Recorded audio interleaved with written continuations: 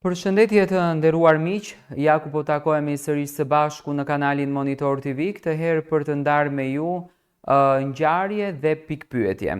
Sa ka ndikuar fotografia e postuar e Marios nga fansat e Gjestit në marrëdhënien që ndoshta mund të jetë ndar Gjesti edhe Egli. Unë ditën e djeshme pata komentuar dhe pata përshkruar që nuk duhet që të bëjmë veprime të këtilla sepse ne në një farë mënyre duam Gjestin dhe simpatizojmë, por jemi duke lënduar personazhin apo gocën që Gjesti ka thënë që unë e dashuroj, e kam në zemër. Unë jam i bindur që edhe Gjesti nuk do të ndjeshte dakord që nga fansat e tij të shikonte kaq urrejtje, kaq mlef për Eglin. Mendoj që dashuria duhet jetë e dyanshme, derisa ato të dy janë së bashku, derisa ato të dy ndajnë momente së bashku, derisa ato të dy ndajnë kohën së bashku, duhet të jetë një dashuri e dyanshme.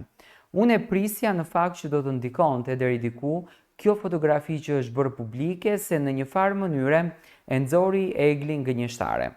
Tani, a doli Egli kontradiktore në mënyrën se si e shpjegoi këtë situatë? Mendoj që mënyra në të cilën Egli e shpjegoi situatën ishte një mënyrë e keq interpretuar dhe ishte një mënyrë e keq sajuar.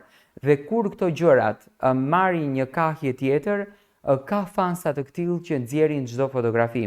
Duke njohur mentalitetin të Kosovës, por njëkohësisht edhe mentalitetin nga zona ku Gjesti vjen, normalisht ato nuk e pranojnë dot që një fotografi e këtill të jetë publike apo të rikthehet një histori që është folur dikur dhe sidomos të akuzohet një vajzë që ti të ka sjellur i dashuri në pranë shtëpisë së Big Brotherit dhe ti që në atë kohë domethënë e ke parë marrëdhënien se si qëndron me të.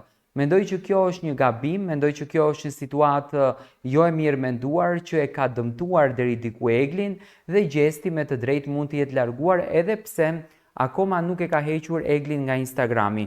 Dua të marr mendimin tuaj sa mund të ketë ndikuar marrëdhënia me Mario në raport me Eglin dhe Gjestin.